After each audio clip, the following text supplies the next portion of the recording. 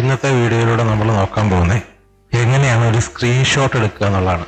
അതായത് സ്ക്രീൻഷോട്ട് നമ്മുടെ ഫോണിലൊക്കെ എടുക്കുന്ന പോലെ നമ്മുടെ PC-യിൽ, ലാപ്ടോപ്പിൽ അല്ലെങ്കിൽ കമ്പ്യൂട്ടറിലും സ്ക്രീൻഷോട്ട് എടുക്കാൻ പറ്റും. അതെങ്ങനെയെന്നാണ് നമ്മൾ ഇന്നത്തെ വീഡിയോയിലൂടെ നോക്കാൻ പോകുന്നത്. ഇവിടുത്തെ ഈ സെർച്ച് ബാറിൽ സെലക്ട് ചെയ്യുക. അവിടെ നിങ്ങൾ സ്നിപ്പിംഗ് ടൂൾ എന്ന് പറഞ്ഞൊരു ടൂളുണ്ട്. ഈ ടൂള് ഇങ്ങനെ സെർച്ച് ചെയ്യുമ്പോൾ ഇതുപോലെ വരും. ഞാനിത് ഉപയോഗിച്ചതുകൊണ്ടാണ് ഇങ്ങോട്ട് ഇതുപോലെ വന്നത്. അഥവാ വന്നില്ലെങ്കിൽ സെർച്ച് ചെയ്യുക. സെലക്ട് ചെയ്യുമ്പോൾ ഇതുപോലത്തെ ഒരു സ്ക്രീനാണ് വരിക. ഇവിടെ 2-3 ഓപ്ഷൻസ് ഉണ്ട്.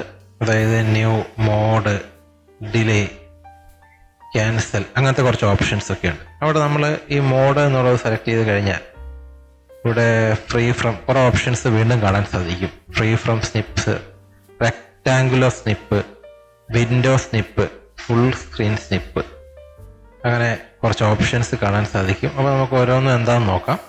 ഇപ്പോൾ ഫ്രീ ഫ്രം സ്നിപ്പ് സെലക്ട് ചെയ്ത് കഴിഞ്ഞാൽ ഇതുപോലത്തെ ഒരു സ്ക്രീൻ ഇതുപോലെയാവും. അപ്പോൾ ഇവിടെ ഇവർ എഴുതി കാണിക്കുന്നത് draw a line around the area you want to capture. അപ്പോൾ നമ്മളൊരു ലൈൻ ഇങ്ങനെ ഇതായി കഴിഞ്ഞാൽ, ഒരു വരച്ച് കഴിഞ്ഞാൽ ആ ഏരിയ മാത്രമാണ് സ്ക്രീൻഷോട്ട് എടുക്കുക എന്നാണ് പറയുന്നത്. കണ്ടില്ലേ, അത് മാത്രം സ്ക്രീൻഷോട്ടായിട്ട് ഇതുപോലെ വന്നിട്ടുണ്ട്.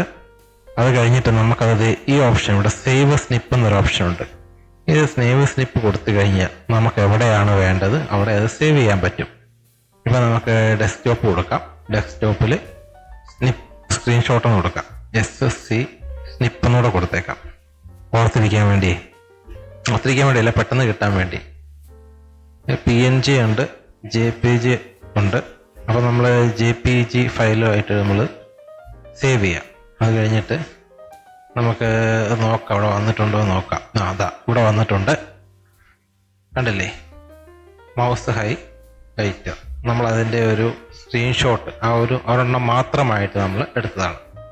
ഓക്കെ, നമ്മളത് ക്ലോസ് ചെയ്യുന്നു. വീണ്ടും നമുക്ക് സ്നിപ്പിലോട്ട് വന്നു കഴിഞ്ഞാൽ ന്യൂ എന്നുള്ളത് സെലക്ട് ചെയ്യുക. അപ്പോൾ വീണ്ടും ഇതുപോലെ ഒരു പുതിയതായിട്ട് എടുക്കാനുള്ളത് വരും. ഇവിടെ മോഡ് സെലക്ട് ചെയ്യുക. മോഡ് സെലക്ട് ചെയ്യുമ്പോൾ നമ്മളിപ്പോൾ ഫ്രീ ഫ്രം സ്നിപ്പ് നോക്കി.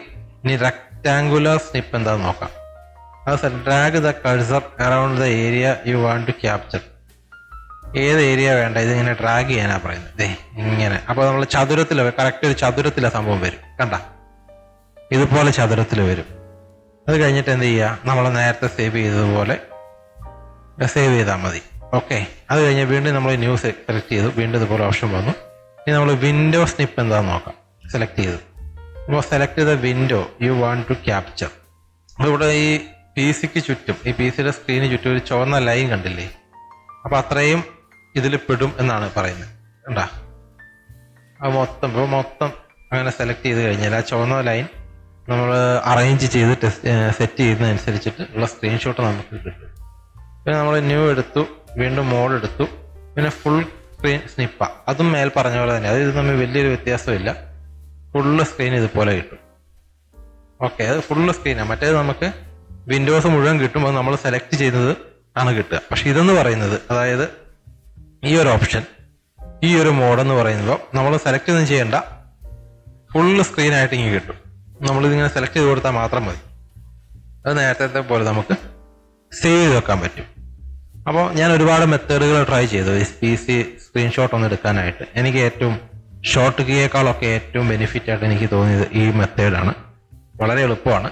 അപ്പോൾ നമ്മൾ ജസ്റ്റ് ഒന്ന് ചെയ്ത് നോക്കിക്കഴിഞ്ഞാൽ ബാക്കിയുള്ള കാര്യങ്ങളൊക്കെ അതിൻ്റെ ബാക്കിയായിട്ട് വരും. പിന്നെ നമ്മൾ ഉദ്ദേശിക്കുന്ന സമയത്ത് സ്ക്രീൻഷോട്ട് എടുക്കുന്ന ഒരു പരിപാടിയാണ്. ഇത്ര സെക്കൻഡുകൾക്കുള്ളിൽ എടുക്കുന്ന പരിപാടിയാണ് ഈ കാണുന്നത്. അപ്പോൾ അത് നമുക്ക് സമയം ആവശ്യം. ഇപ്പം നമ്മൾ നോ ഡിലേ സെലക്ട് ചെയ്തു.